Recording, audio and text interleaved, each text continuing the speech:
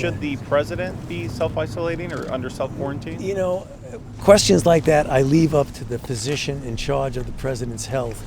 And we have a very competent White House physician here who's responsible not only for the president but for the senior staff in the White House. So I would leave that question up to them. The original development of the test by the CDC, which was a good test, is a test that was geared more for a public health situation where they send it to the state and local public health authorities.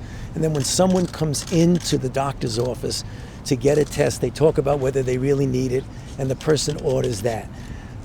Traditionally, for infectious diseases, that kind of approach works. What is clear now that it doesn't work when you need to essentially blanket the country with that. The only way that works is if you get the private sector involved, some of the standard companies that make the diagnostic tests that you and I get when we go for a regular visit to a physician.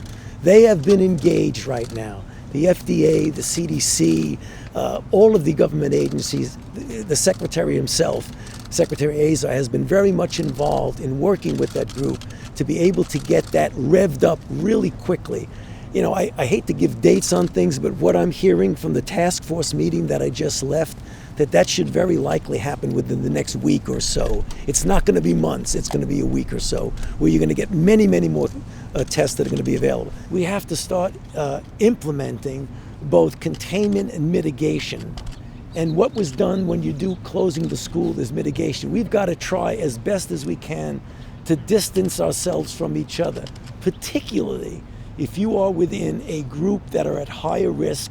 If you do get infected, you're going to have a complication. And those are the elderly, people with underlying conditions, chronic congestive heart failure, heart disease, lung disease, kidney disease, diabetes, particularly among those if you're an elderly with that.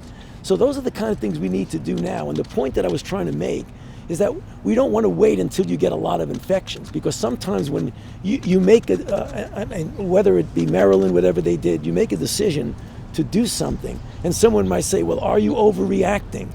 We got to lose that.